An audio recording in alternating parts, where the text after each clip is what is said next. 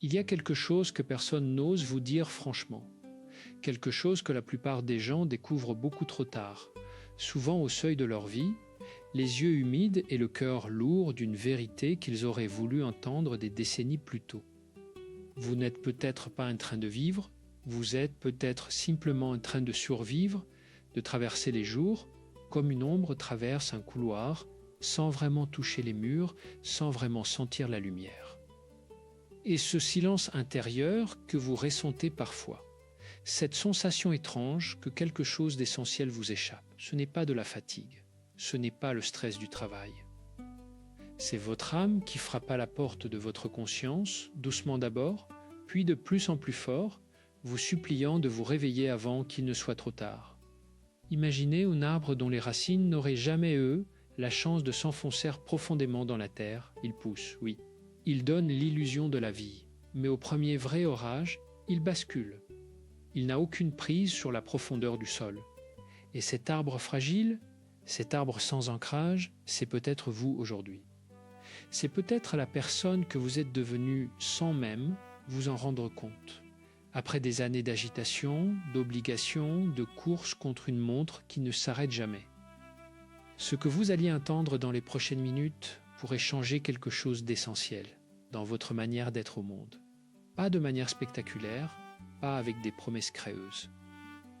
Mais de cette façon douce et irréversible que seule la vérité profonde possède, quand elle atteint enfin le cœur de celui qui est prêt à l'accueillir. Restez là, respirez. Ce que vous ressentez en ce moment a un nom. Et surtout, c'est là a une solution. Pensez à ce matin que vous connaissez si bien. Le réveil qui sonne avant même que vous ayez fini de rêver. Le café bu trop vite, debout dans la cuisine, les yeux encore voilés par un sommeil insuffisant. Les notifications qui s'accumulent sur l'écran, chacune réclamant une parcelle de votre attention, chacune vous rappelant que vous devez quelque chose à quelqu'un, que le monde vous attend et qu'il est impatient. Vous êtes déjà en retard avant même d'avoir commencé. Et pendant ce temps, à l'intérieur, quelque chose de silencieux essaie de vous parler. Une intuition, une aspiration. Un désir profond qui ne sait pas encore comment s'exprimer mais qui est là, bien vivant, enfoui sous les couches de votre quotidien agité. Ce quelque chose, c'est votre connexion à ce que Christophe André appellerait votre présence authentique, cette capacité fondamentalement humaine à exister pleinement, à sentir que vous êtes ici, maintenant, dans cette vie qui vous appartient. Mais combien de jours avez-vous traversé sans vraiment y être? Combien de repas avez-vous pris sans vraiment goûter? Combien de conversations avez-vous eues sans vraiment écouter? Combien d'aurores avez-vous manqué parce que votre esprit était déjà ailleurs, projeté dans un futur anxieux ou alourdi par un passé qui refuse de lâcher prise? Cette déconnexion dont on parle, elle n'est pas abstraite. Elle se loge dans les petites choses. Dans le regard que vous ne croisez plus vraiment avec votre partenaire le soir. Dans la distance imperceptible qui s'installe entre vous et vos enfants quand vous êtes physiquement présent mais mentalement absent. Dans cette légère amertume qui teinte vos journées sans que vous puissiez lui donner un visage précis. C'est une déconnexion spirituelle, oui, mais aussi profondément psychologique et relationnelle. Si ce que vous venez d'entendre a éveillé quelque chose en vous, si quelque chose dans votre poitrine a tressailli en reconnaissant cette réalité, alors vous êtes exactement là où vous devez être. Abonnez-vous à cette chaîne doucement comme on allume une bougie dans une pièce sombre. Parce que ce que nous partageons ici n'est pas du divertissement. C'est un espace de transformation, de retour à soi, de reconnexion avec ce que la vie a de plus précieux. Et dans les commentaires, si vous osez, dites-nous juste un mot, un seul, celui qui décrit ce que vous ressentez en ce moment. Un mot. C'est souvent là que commence la guérison. Maintenant, il faut vous dire quelque chose de difficile. Quelque chose que la bienveillance authentique exige de ne pas taire. Parce que la vraie compassion ne consiste pas à endormir la douleur. Elle consiste parfois à la nommer avec précision, avec douceur, mais sans détour. Voici ce que les recherches en psychologie clinique et en neurosciences révèlent avec une clarté presque brutale. Le stress chronique, cette tension permanente dans laquelle des millions de personnes vivent aujourd'hui sans même la percevoir comme anormale, ce stress agit sur le cerveau comme une tempête qui érode lentement les falaises. Il rétrécit littéralement certaines zones cérébrales liées à la mémoire, à la créativité, à la capacité d'éprouver de la joie. Il altère la qualité du sommeil, dérègle le système immunitaire, dégrade la santé cardiovasculaire. Ce ne sont pas des métaphores. Ce sont des réalités biologiques mensurables. Mais ce qui est peut-être encore plus dévastateur, c'est ce que ce stress fait à votre capacité de connexion avec vous-même, avec les autres. Avec ce que certains appellent le flux de la vie, cette intelligence universelle qui traverse toute chose et qui, selon les traditions les plus anciennes comme les découvertes les plus récentes de la physique quantique, répond à la qualité vibratoire de notre état intérieur. Quand vous vivez dans un état de contraction permanente, de peur diffuse, d'agitation mentale, vous n'émettez pas de la clarté. Vous émettez du bruit, et le bruit n'attire pas la grâce, il attire plus de bruit. C'est une loi, pas une croyance. Une loi, comme la gravité, est une loi. Comme les saisons sont une loi. Et voici la partie que l'on vous cache dans la majorité des conversations sur le bien-être, la partie que la superficialité du monde moderne préfère ignorer parce qu'elle est inconfortable. Si vous continuez à vivre comme vous vivez en ce moment, si vous ne faites rien pour transformer cette déconnexion intérieure, vous ne serez pas seulement la victime silencieuse de votre propre mal-être. Vous en deviendrez le vecteur involontaire pour ceux que vous aimez le plus. Les enfants absorbent l'état émotionnel de leurs parents comme une éponge absorbe l'eau. Pas les mots, l'état. La tension dans les épaules du père au dîner, l'absence dans le regard de la mère qui répond au message pendant que son enfant lui parle. L'atmosphère chargée d'un foyer où deux adultes coexistent mais ne se rejoignent plus vraiment. Ces enfants grandissent avec une anxiété qu'ils ne comprennent pas, qu'ils n'ont pas choisie, mais qu'ils ont hérité comme on hérite d'un meuble de famille. Et ils la transmettront à leur tour, à moins que quelqu'un, à un moment donné, ne décide de briser le cycle. Ce quelqu'un, c'est vous, c'est maintenant. C'est ici, pensez à une forêt en automne. Les arbres ne résistent pas à la chute des feuilles. Ils ne luttent pas contre la saison, ils lâchent. Ils libèrent ce qui doit partir pour concentrer leur énergie dans leurs racines, pour préparer en silence le renouveau du printemps. C'est une intelligence que la nature possède d'instinct et que l'être humain moderne a presque entièrement oubliée. Nous nous accrochons à nos inquiétudes comme si les lâcher signifiait mourir. Nous serrons nos contrôles comme si l'univers ne pouvait pas être digne de confiance. Et pendant ce temps, la sève de notre vie intérieure descend, descend, jusqu'à ne plus nourrir que l'anxiété. Vous avez peut-être 40, 50, 60 ans, et peut-être que quelque part, au fond de vous, une voix murmure que vous avez encore le temps, que vous verrez plus tard, que les choses s'arrangeront d'elles-mêmes. Cette voix ment, non pas par malveillance, mais par peur. La peur est le mensonge le plus habile que l'esprit humain ait jamais produit. Elle déguise la procrastination en sagesse, elle habille l'inaction en patience, et elle vous vole jour après jour l'unique chose que vous ne pourrez jamais récupérer, le temps. Pensez à une personne que vous connaissez, ou peut-être à vous-même dans 20 ans. Imaginez, là assise dans un fauteuil, au crépuscule de sa vie, regardant par la fenêtre avec ce regard particulier que seule la vieillesse donne, ce regard qui a traversé les saisons et qui sait maintenant ce qui compte vraiment. Qu'est-ce qu'elle voit? Qu'est-ce qu'elle regrette? Des études sur les personnes en fin de vie, des recherches menées dans des services de soins palliatifs à travers le monde, révèlent quelque chose de remarquablement cohérent. Les gens ne regrettent pas de ne pas avoir travaillé plus. Ils ne regrettent pas de ne pas avoir accumulé plus de biens. Ils regrettent de ne pas avoir osé, d'avoir laissé la peur décider à leur place, d'avoir vécu à la surface de leur propre existence plutôt que d'en explorer les profondeurs. Ils regrettent les présences manquées, les mots non dits, les risques jamais pris, la beauté jamais vraiment contemplée. Mais il y a quelque chose d'encore plus poignant dans ces témoignages. Beaucoup de ces personnes réalisent souvent trop tard qu'elles n'ont jamais vraiment appris à recevoir. Recevoir la vie, recevoir l'amour, recevoir la grâce de l'instant. Parce qu'elles étaient trop occupées à résister, à contrôler, à prévoir, à se battre contre le courant au lieu de se laisser porter par lui. Alors voici la vraie question. La question que Christophe André pose souvent à ses patients avec une douceur qui désarme toutes les défenses. Est-ce que vous vivez votre vie ou est-ce que vous la subissez? Prenez un moment. Respirez profondément. Laissez cette question descendre en vous comme une pierre dans un lac calme. Observez les cercles qu'elle forme à la surface de votre conscience. Ne cherchez pas à y répondre immédiatement. Contentez-vous de la tenir, de la laisser faire son travail. Parce que c'est maintenant que tout commence. C'est maintenant que nous allons ensemble, pas à pas, avec douceur et avec courage, explorer ce que signifie vraiment se réveiller. C'est réveiller à soi. C'est réveiller à la vie.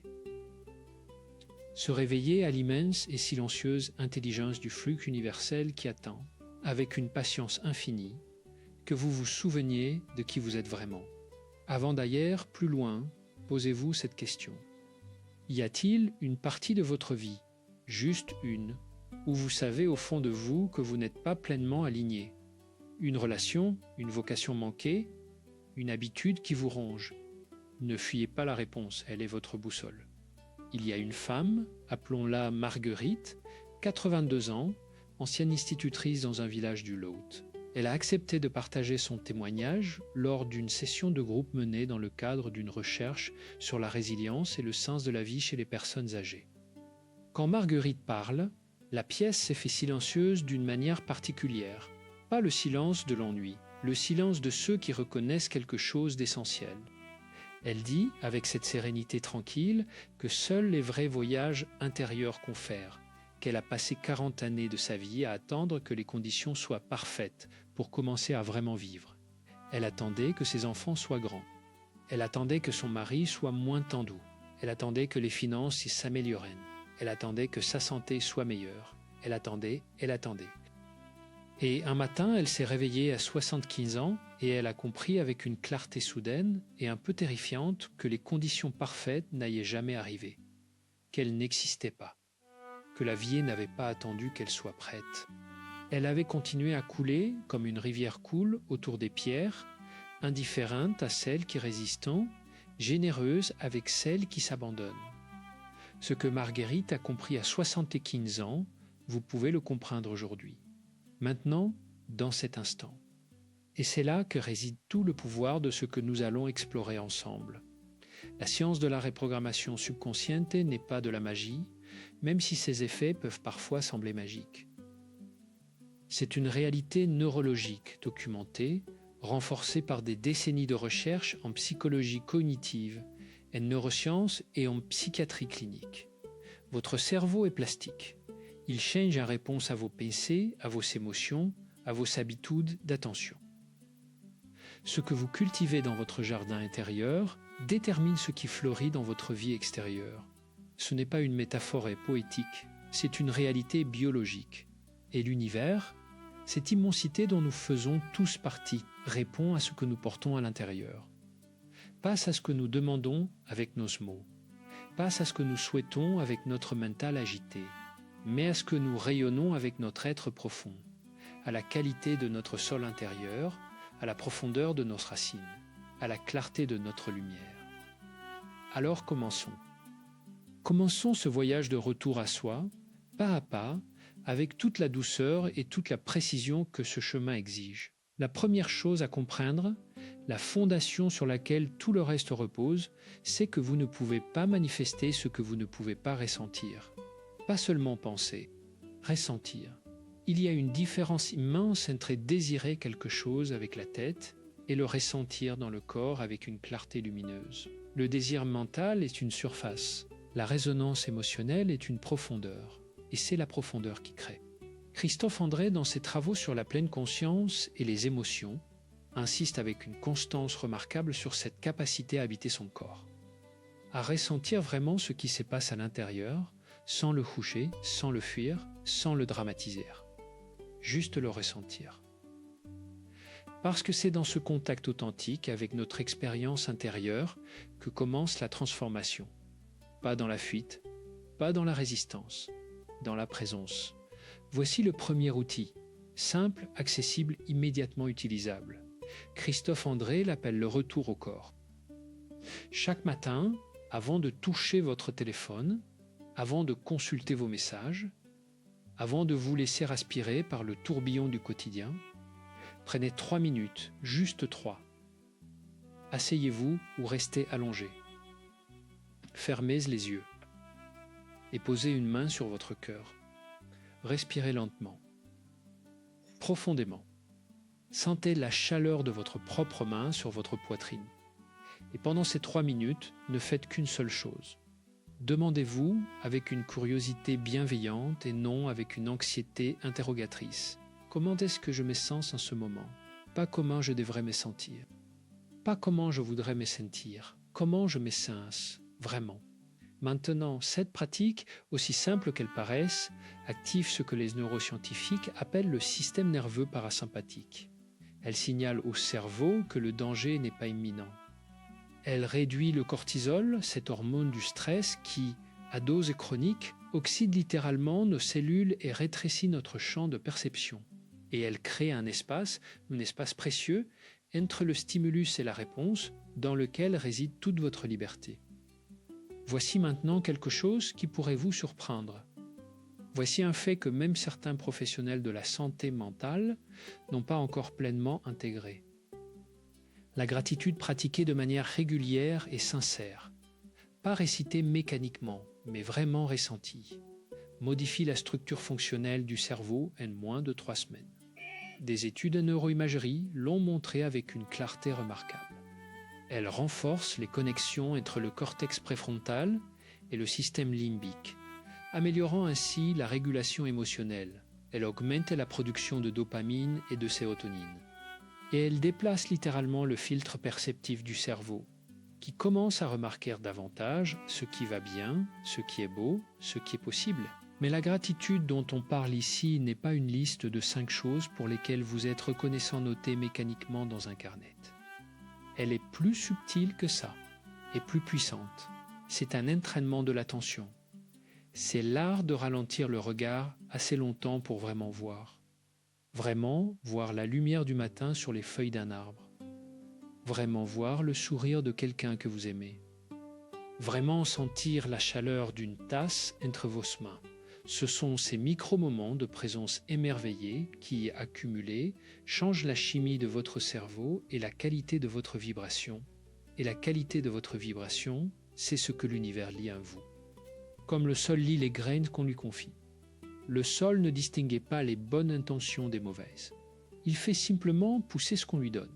Si vous lui donnez de l'anxiété, de la peur, du doute, il fera pousser des expériences qui résonnent avec cette fréquence. Si vous lui donnez de la gratitude, de la confiance, de l'ouverture, il fera pousser toute autre chose. Ce n'est pas une pensée magique, c'est une compréhension profonde de la manière dont la conscience structure l'expérience. Voici maintenant la deuxième pratique, celle que Christophe André appelle la contemplation de ce qui est. Et elle est peut-être la plus transformatrice de toutes parce qu'elle touche directement au cœur du lâcher-prise. Nous passons une quantité extraordinaire d'énergie à résister à ce qui est. À vouloir que les choses soient différentes de ce qu'elles sont, à argumenter avec la réalité, à porter le poids d'un passé que nous ne pouvons pas changer et à trembler devant un futur que nous ne pouvons pas contrôler. Et pendant ce temps, le présent, cet instant unique, irremplaçable, où se trouve toute la puissance de la création, se passe sans nous. La contemplation de ce qui est n'est pas une capitulation, ce n'est pas une résignation passive. C'est quelque chose de beaucoup plus courageux. C'est l'acte de regarder la réalité en face, exactement telle qu'elle est, sans l'embellir ni la dramatiser, et de lui dire avec une clarté sérénine « Je vois cela, je l'accepte. Et maintenant, depuis cet espace d'acceptation, je choisis. » Parce que c'est seulement depuis l'acceptation que le vrai choix devient possible. Tant que nous résistons à ce qui est, nous utilisons toute notre énergie à combattre une réalité qui ne changera pas sous la pression. Comme on ne peut pas empêcher l'océan de faire des vagues en criant contre lui. Mais quand on apprend à nager avec les vagues, quand on apprend à les lire, à les respecter, à s'y abandonner avec intelligence, l'océan devient une force qui vous porte plutôt qu'une force qui vous noie. Voici comment pratiquer la contemplation de ce qui est. Choisissez quelque chose dans votre vie qui vous cause de la résistance, une situation difficile, une relation tendue, une peur récurrente. Ne cherchez pas à la résoudre immédiatement. Asseyez-vous avec elle, respirez et dites-vous en silence ou à voix haute, ceci est réel. Cela fait partie de mon expérience en ce moment. Je n'ai pas à l'aimer, mais je peux choisir de ne plus lui opposer ma résistance. Et observez ce qui se passe dans votre corps quand vous faites cela. Souvent, une sorte de relâchement se produit, une légèreté inattendue. Comme si vous veniez de poser un fardeau que vous portiez depuis si longtemps que vous aviez oublié son poids. C'est ce moment de relâchement qui est la porte d'entrée vers la synchronicité, vers la chance, vers ce que l'on appelle la manifestation.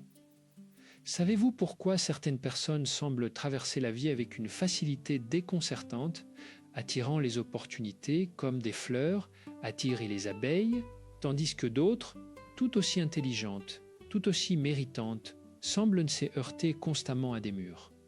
La différence ne réside pas dans leur chance de naissance. Elle ne réside pas non plus dans leur intelligence ou dans leurs compétences. Elle réside dans leur état intérieur, dans la qualité de leur sol intérieur, dans la fluidité ou la rigidité de leur relation à la vie. Les personnes qui manifestent avec apparente facilité ont une chose en commun. Elles ont appris, d'une manière ou d'une autre, à se détendre dans l'incertitude, à faire confiance au processus même quand elles ne peuvent pas en voir la destination.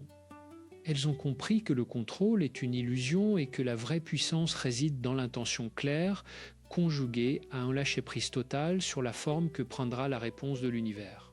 Christophe André parle souvent de cette qualité d'être qu'il appelle la confiance de fond. Ce n'est pas un optimisme naïf, ce n'est pas une pensée positive de façade. C'est quelque chose de beaucoup plus profond. C'est la conviction, ancrée dans le corps autant que dans l'esprit, que la vie est fondamentalement digne de confiance.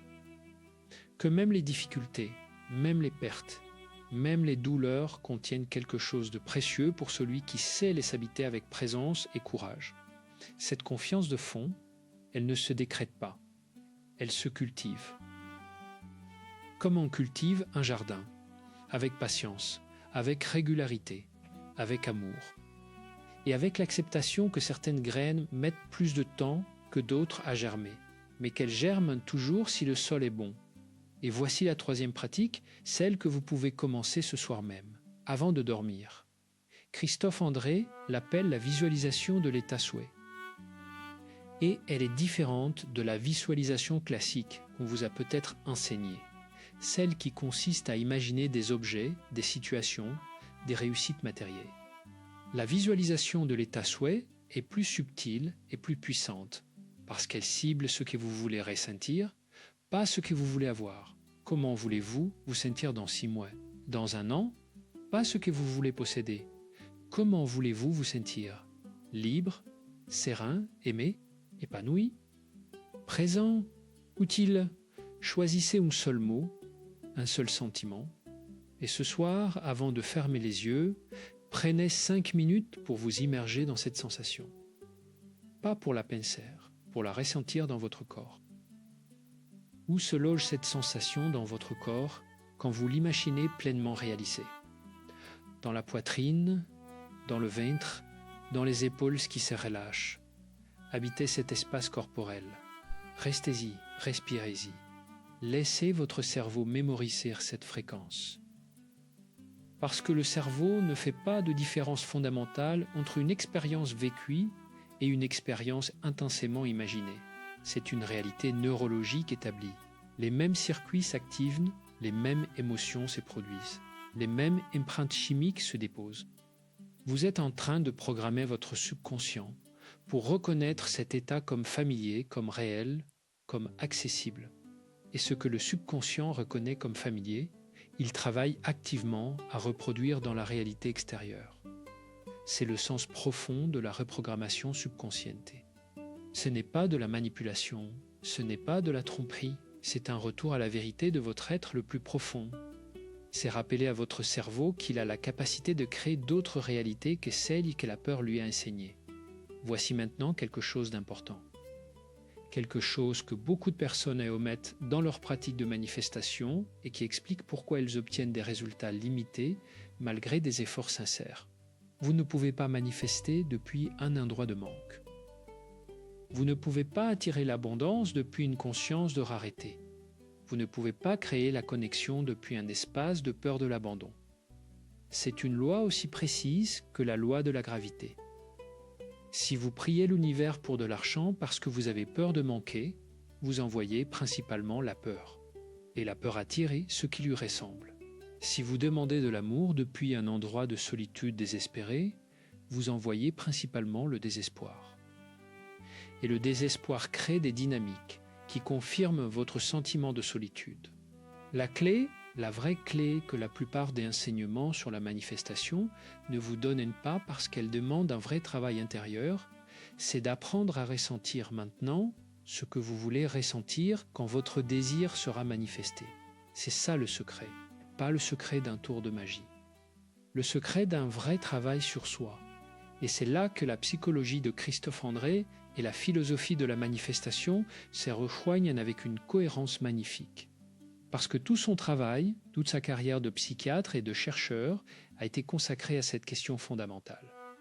Comment apprenons-nous à être bien, maintenant, avec ce que nous avons, avec ce que nous sommes, avec ce que la vie nous donne?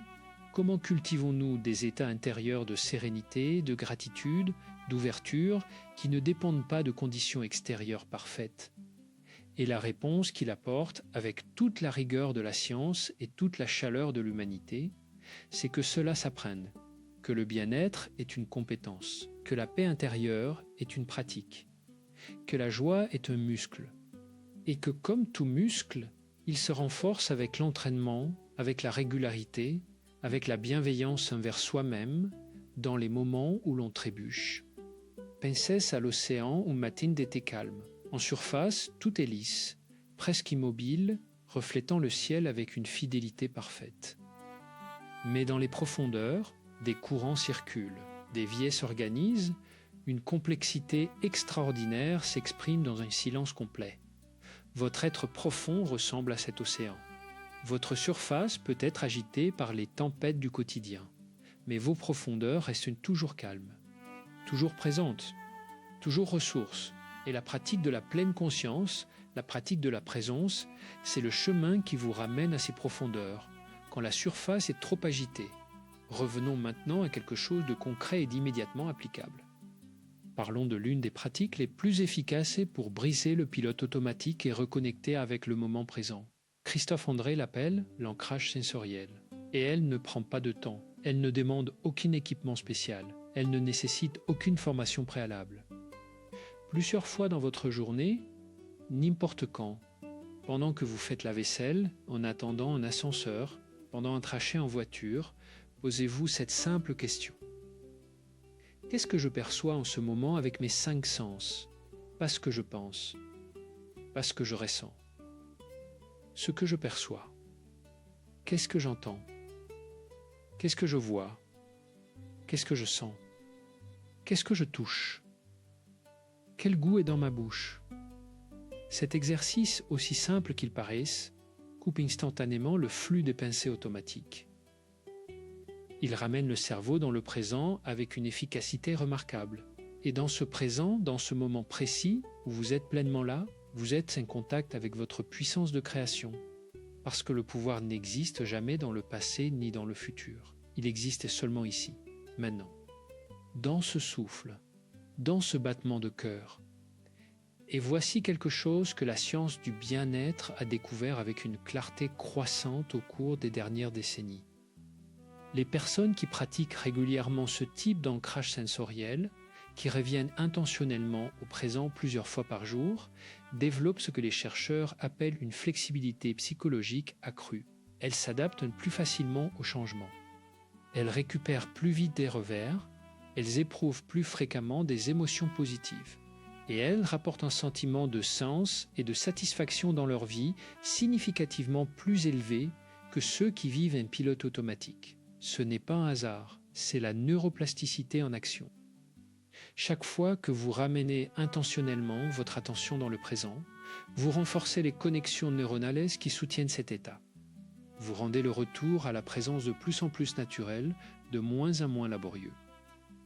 Vous créez littéralement une nouvelle architecture cérébrale qui favorise le calme, la clarté et la créativité.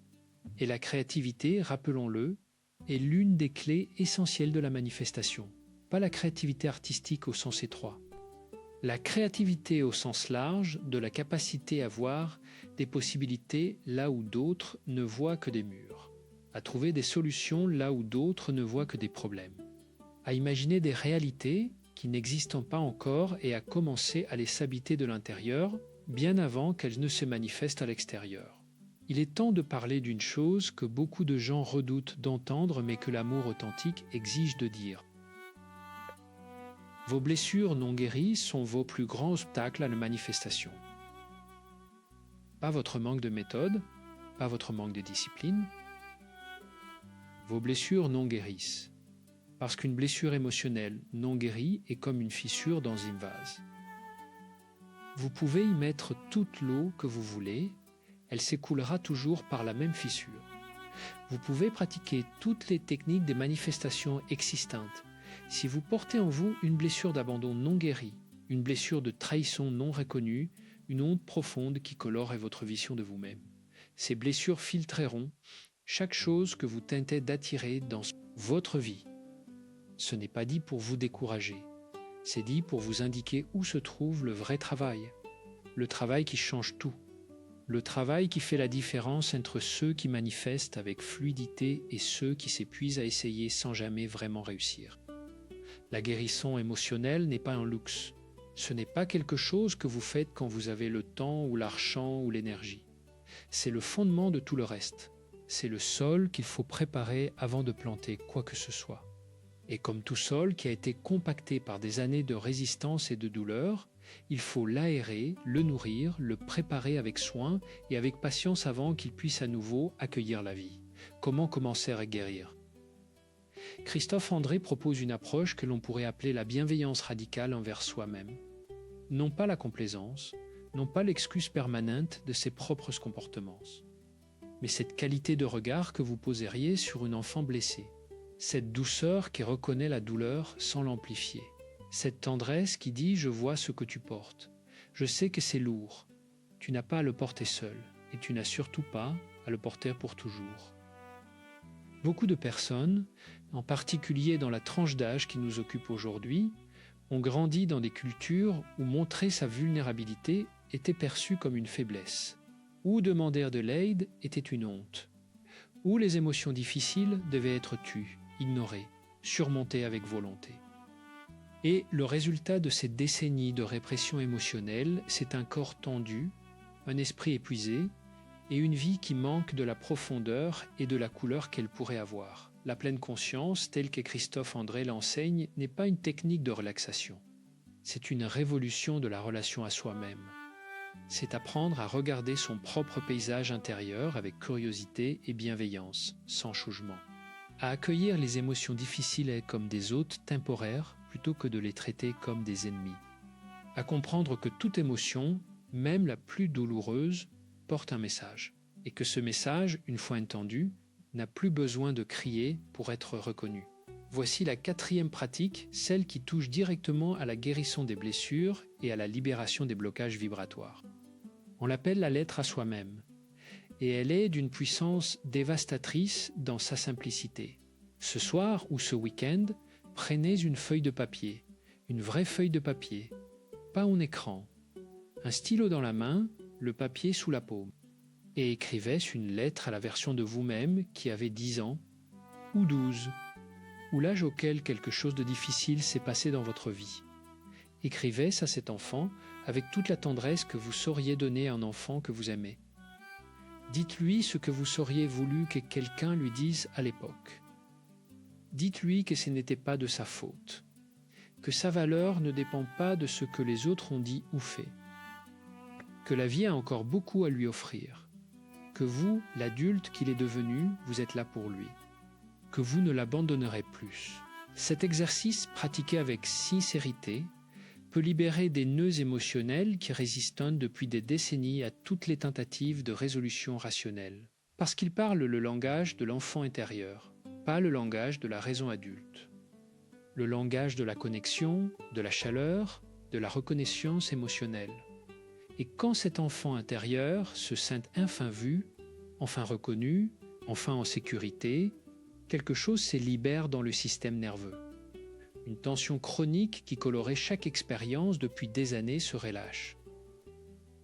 Et dans cet espace libéré, quelque chose de nouveau peut enfin commencer à pousser, comme une graine dans une sol fraîchement préparée.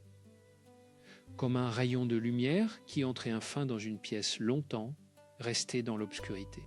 Voici maintenant une vérité que Christophe André répète souvent avec une insistance douce mais ferme. La transformation durable ne vient pas des grains de décision dramatiques.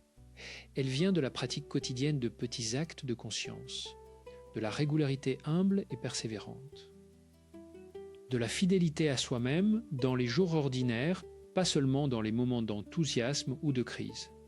Nous vivons dans une culture qui valorise les ruptures, les révolutions, les transformations spectaculaires, les avant-après impressionnants. Mais la vraie transformation psychologique et spirituelle ressemble bien davantage à la croissance d'un arbre qu'à l'explosion d'un feu d'artifice. Elle est lente, elle est profonde, elle est souvent invisible de l'extérieur pendant longtemps. Et puis, un jour, on réalise que l'arbre est là, solide, ancré, magnifique, et qu'on ne se souvient plus exactement du moment où il est devenu si grand. C'est pour cela que la 5e pratique est peut-être la plus importante de toutes. Christophe André l'appelle la pratique de l'engagement doux. Et elle consiste à choisir, chaque jour, une seule chose. Une seule, pas 5, pas 10, une chose que vous ferez ce jour-là pour nourrir votre jardin intérieur. Cela peut être 3 minutes de respiration consciente. Cela peut être 5 minutes de marche dans la nature avec toute votre attention présente. Cela peut être le geste de manger un repas en silence, sans écran, et savourant vraiment chaque bouchée. Cela peut être 1 minute de gratitude sincère au lever, 1 minute d'intention claire au coucher. L'important n'est pas la grandeur de l'acte, l'important est la qualité de présence que vous y apportez, et la régularité. Parce que c'est la régularité qui crée les nouvelles empreintes neuronales. C'est la régularité qui transforme le conscient en subconscient. C'est la régularité qui fait passer la pratique du domaine de l'effort à celui de la nature. Voici quelque chose de fascinant que les recherches en psychologie sociale ont mis en évidence. Les personnes qui décrivent leur vie comme heureuse et significative ne font généralement pas des choses extraordinaires. Elles ne vivent pas des expériences plus exceptionnelles que la moyenne. Mais elles portent une attention différente à leur vie ordinaire. Elles sont présentes aux petites joies. Elles remarquent la beauté dans le quotidien. Elles savent savourer. Et ce savourage, cet art de l'appréciation consciente, est l'une des formes les plus puissantes de connexion avec l'abondance de l'univers. Parce que l'univers est abondant, pas dans un sens abstrait ou vaguement spirituel. Littéralement, la vie sur cette planète est d'une générosité extravagante. La nature produit des millions de graines pour chaque arbre. Le soleil offre sa lumière sans compter. L'air se donne à chaque souffle sans demander un retour. Cette abondance est la nature fondamentale du réel. Et notre travail, notre seul travail, est d'apprendre à nous accorder à cette fréquence. À cesser de vivre dans la mentalité de rareté qu'est notre cerveau primitif, conçu pour survivre dans un environnement hostile, à hériter de millions d'années d'évolution, et à choisir consciemment de nous brancher sur la fréquence de l'abondance qui est la vérité profonde de l'univers. Comment fait-on cela concrètement? En commençant par remarquer ce qui est déjà là. En commençant par apprécier ce que vous avez déjà avant d'en demander davantage. Non pas parce que vous devez vous contenter des peu, non pas parce que vos désirs ne sont pas légitimes, mais parce que l'appréciation de ce qui est déjà là est le signal le plus puissant que vous pouvez envoyer à l'univers pour lui indiquer que vous êtes prêt à recevoir davantage. On ne peut pas remplir un vase qui résiste, on ne peut remplir que ce qui est ouvert. Et l'ouverture commence par la reconnaissance de ce qui est déjà là.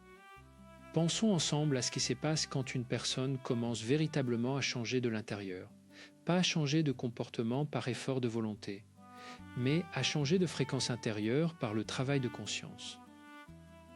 Les personnes autour d'elle le remarquent avant même qu'elle en soit consciente. Quelque chose dans son regard change. Quelque chose dans la qualité de sa présence change. Elle devient moins réactive, plus apaisante, plus magnétique dans le vrai sens du terme. Pas parce qu'elle essaye de plaire davantage, mais parce qu'elle est plus là, plus entière, plus elle-même, et cela a un effet direct sur ses relations les plus proches, sur son couple, sur ses enfants. Parce que quand nous changeons notre fréquence intérieure, nous changeons le champ relationnel dans lequel évoluent ceux que nous aimons.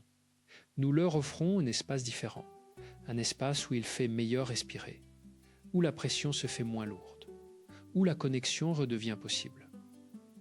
C'est peut-être la plus belle des conséquences de ce travail intérieur. Pas la voiture, pas la maison, pas le compte en banque, même si ces choses peuvent effectivement changer quand notre état intérieur change. La plus belle conséquence, c'est la qualité nouvelle de présence que vous offrez à ceux que vous aimez. C'est le regard que vous posez enfin vraiment sur votre enfant quand il vous parle.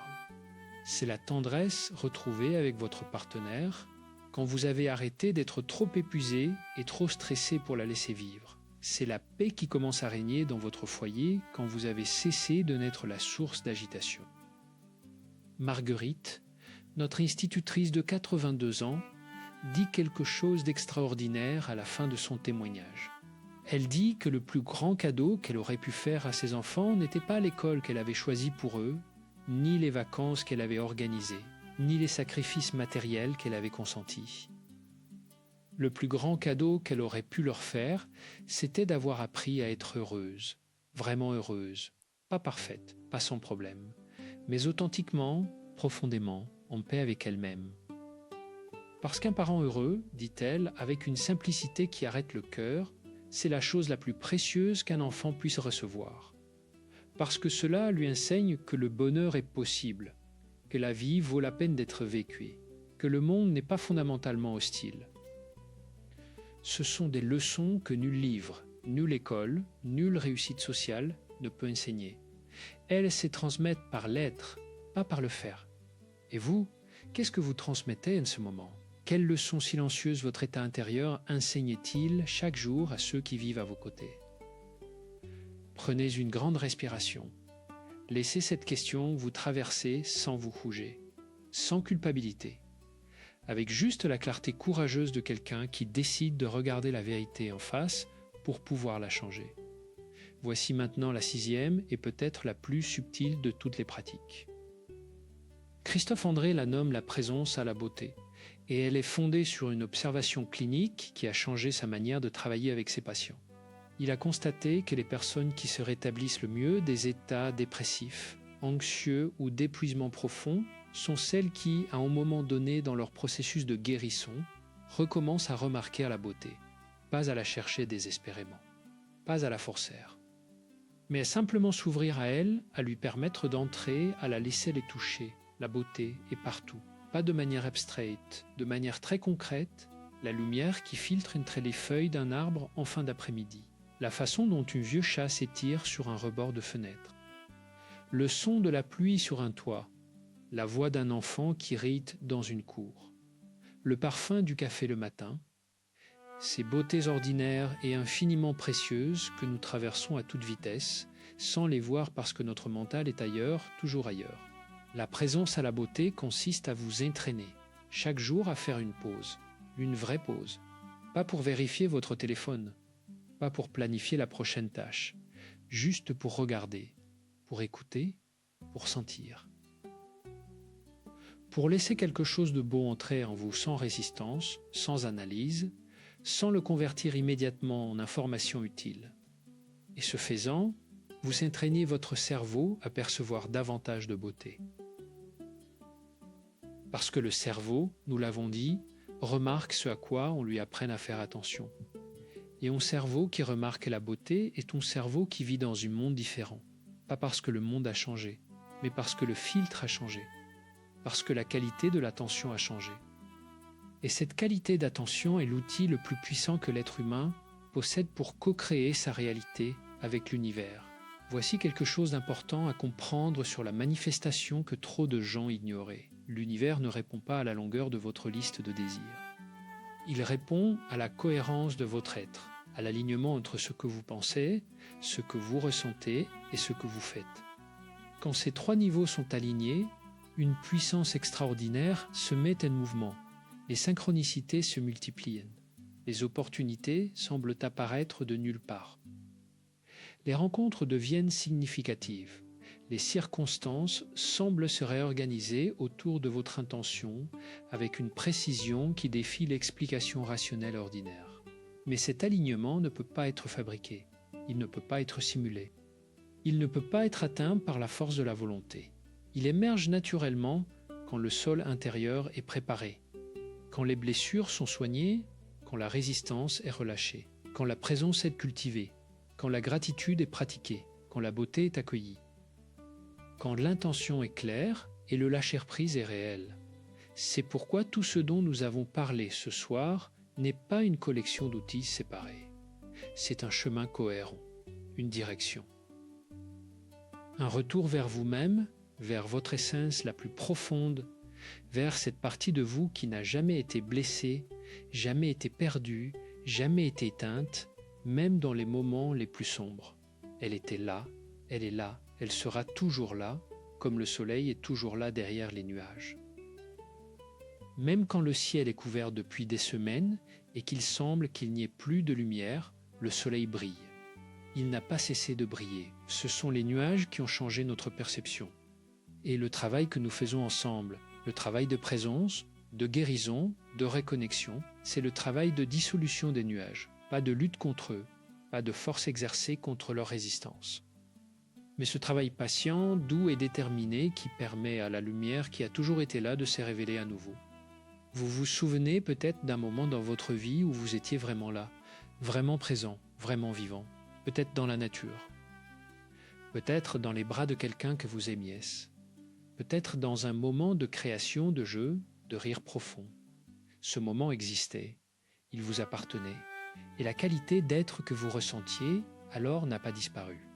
Elle s'est juste recouverte de stress, d'habitudes, de peur, de conditionnement, de pilote automatique, et elle attend, avec cette patience infinie que seul l'essentiel possède. Elle attend que vous décidiez de la retrouver, que vous décidiez que c'est maintenant, que c'est ici, que vous êtes prêt. Êtes-vous prêt, pas à être parfait, pas à tout changer du jour au lendemain, juste à faire un seul pas dans la direction de vous-même. C'est tout ce que la vie vous demande. Un pas, et puis un autre, et puis un autre. Rappelons ensemble les 6 pratiques que vous pouvez commencer dès aujourd'hui, dès ce soir, dès ce moment. Le retour au corps chaque matin, 3 minutes de présence à votre expérience intérieure avant que le monde ne vous réclame. La contemplation de ce qui est, l'acceptation sereine de la réalité telle qu'elle se présente comme fondement du vrai choix. La visualisation de l'état souhait chaque soir, ressentir dans votre corps la qualité d'être que vous voulez manifester. La lettre à l'enfant intérieur, ce geste de guérison profonde qui libère les nœuds vibratoires les plus anciens. L'engagement doux quotidien, une seule chose chaque jour pour nourrir votre jardin intérieur avec régularité et bienveillance. Et la présence à la beauté, cette pratique d'attention qui change le filtre de votre perception et élève votre fréquence vibratoire. 6 pratiques simples. 6 semences à planter dans le sol de votre quotidien. 6 manières différentes de dire oui à la vie, de dire oui à vous-même, de dire oui à l'immense intelligence bienveillante de l'univers qui attend, avec une patience et une générosité infinie, que vous vous souveniez de votre propre lumière. Christophe André a une phrase qu'il répète souvent à la fin de ses ateliers, une phrase qui résume avec une beauté saisissante tout ce qu'il essaie de transmettre. Il dit que le chemin vers le bonheur ne commence pas quand les problèmes disparaissent. Il commence quand on apprend à marcher avec eux, avec grâce, avec légèreté, avec la certitude profonde que la tempête passera et que la lumière est toujours là, même si on ne la voit pas encore. La tempête passera, elle passe toujours. L'automne est suivi par l'hiver, oui. Mais l'hiver est suivi par le printemps, et ce printemps qui arrive après l'hiver le plus long est toujours le plus beau, toujours le plus précieux, parce qu'on sait alors ce que cela coûte d'atteindre la lumière, et on sait la recevoir avec une gratitude qui change tout. Vous êtes ici. Vous avez tenu, vous avez écouté, vous avez peut-être ressenti des choses que vous n'aviez pas senties depuis longtemps, peut-être un pincement de reconnaissance, peut-être une légèreté inattendue, peut-être juste une curiosité nouvelle pour ce chemin qui s'ouvre devant vous. Quel que soit ce que vous ressentez en ce moment, c'est juste, c'est le bon point de départ, parce qu'il n'y a pas de mauvais point de départ quand on choisit de se mettre en route. Il y a seulement le moment du choix. Et ce moment, c'est maintenant, ce moment, c'est vous. Cette vie, c'est la vôtre. Et elle vaut infiniment la peine d'être vraiment, profondément, magnifiquement vécue. Prenez soin de vous. Prenez soin de votre jardin intérieur. Arrosez-le chaque jour avec un peu de présence, un peu de douceur, un peu de gratitude, un peu de courage. Et regardez ce qui commence à pousser, ce qui commence à fleurir, ce qui commence à se manifester dans votre vie avec cette grâce silencieuse et bouleversante que seul le vivant peut produire quand il est enfin libre de s'exprimer pleinement. L'univers n'attend pas que vous soyez parfait. Il attend que vous soyez présent. Il attend que vous croyiez, même en tout petit peu, même juste assez pour faire le premier pas, que vous méritez cette vie que vous avez rêvée, parce que vous la méritez. Vous l'avez toujours mérité. Et il est temps, maintenant, enfin de commencer à le savoir vraiment.